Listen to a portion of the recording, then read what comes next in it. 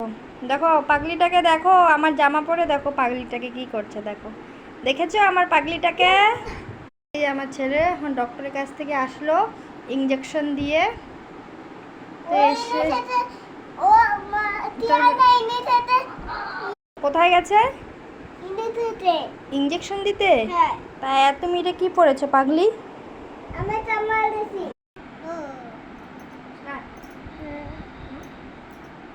দেখো কত কাপড় নামিয়ে ফেলেছি, এগুলো সব এখন গুছাবো।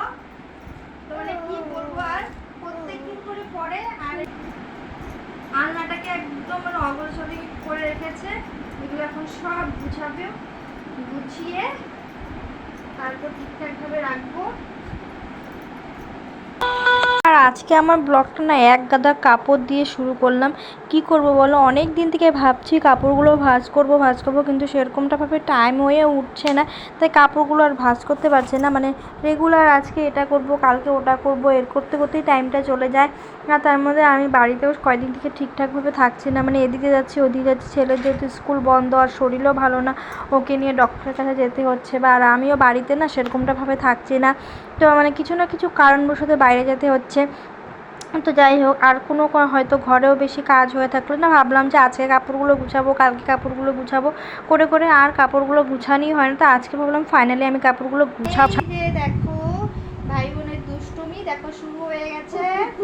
ভাই বোনের দেখেছো দুষ্টুমি, দুষ্টুমি দেখো শুরু হয়ে গেছে। দেখো দেখো বিছনায় আমার দেখো কি করছে। আর এই দেখো আমি কাপড়গুলো গুছিয়ে রেখেছি, আর এদিকে আমার মেয়ে দেখো সব নিয়ে দেখো দুষ্টুমি, দেখো কিভাবে দুষ্টুমি করছে। দেখেছো আমার বিছনার অবস্থাটা তোমাদেরকে কি বলবো, সারাদিনে আমি 10-12 বার মতো গোছাই। ওদের দুষ্টামি দেখো, তোমরাই দেখো। তো এখন যাব ছাদে কাপড় আনতে। তো সকালে কাপড় মেলে দিয়েছিলাম, তো এখন কাপড় নিয়ে আসতে যাব। ছাদের দিয়ে কাপড় নিয়ে আসলাম, আর ছাদে কিন্তু আমি মোবাইলটা নিয়ে যাইনি, কারণ আমি একা গিয়েছিলাম। মোবাইল ধরবো না কাপড় ধরবো, তাই আজ আর মোবাইল নিয়ে যাইনি, আমি একাই গিয়ে চলে গেলাম। তো গিয়ে ফটাফট কাপড়গুলো নিয়ে আসলাম। আর আমার ছেলেকে দেখো কোথায় উঠেছে, ওর শরীর ভালো না, দেখো এদিকে দুষ্টামি করার বেলা কিন্তু এক্সপার্ট। তারপর দেখো এদিকে কিন্তু আমার ছেলেই আমাকে ভিডিও করে দিচ্ছে, আর আমার মেয়ে তো আমার পিছন তো ছাড়বেই না। তো যেখানে যাব আমার পিছনে পিছনে। দেখো আমি বলছি বালতিটা রেখে আসছি, তারপর ওর বায়না করছে ও আমার সাথে আবার ছাদে যাবে।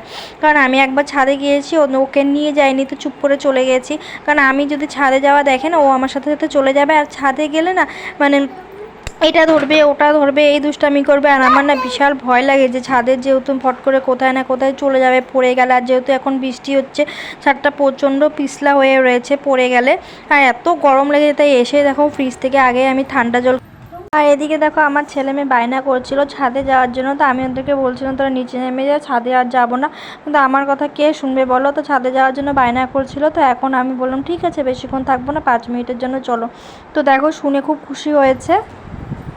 তো দেখো ছাদে আমি আবার আসলাম, তো মেয়ে আসবে বায়না করছিল, আমি আবার ছাদে আসলাম।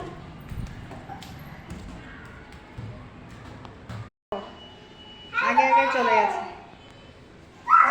তোমাদেরকে না অনেক দিন থেকে এই ছাদের ভিউগুলো তোমাদের দেখানো হয়নি, তো আজকে যখন আসলামই তো চলো একটু দেখিয়ে নিই। আজকে সেরকমটা রোদও নেই, তো দেখো আজকে রোদ নেই সেরকমটা, তাই জন্য ছাদে আসলাম। তাই আমি কাপড়ও ছাদে মেলতে এসেছিলাম।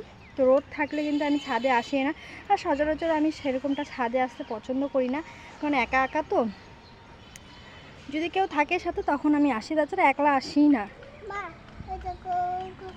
আলনাটা তো আগে যখন আমার মেয়ে ছোট ছিল না, তো আমরা যখন আগে যে বাড়িতে ছিলাম, তো সেখানে মানে আমি সেখানেও ছাদ ছিল, তো আমরা ফার্স্ট ফ্লোরে থাকতাম, সেখানে আর আমি ছাদে যেতাম না, কারণ সিজার হয়েছিল তো তখন কিনেছিলাম।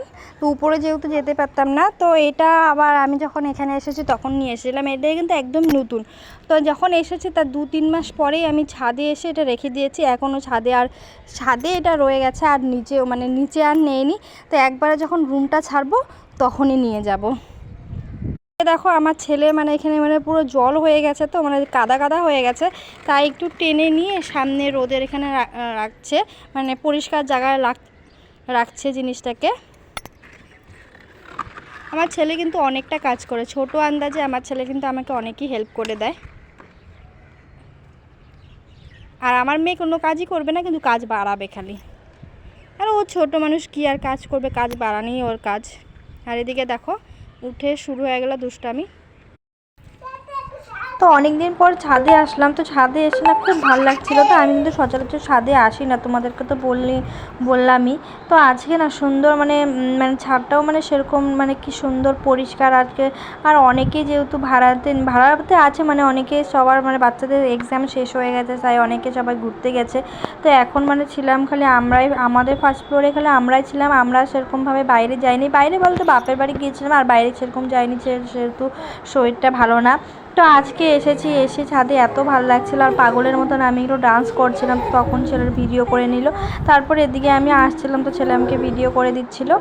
তো যাই হোক, এখন নিচে নেমে যাব নিচে। তো আজকের মতন ব্লগটা আমি এখানে শেষ করছি, দেখা হচ্ছে নেক্সট কোনো ব্লগে। তো ভালো থেকো, সুস্থ থেকো, টাটা।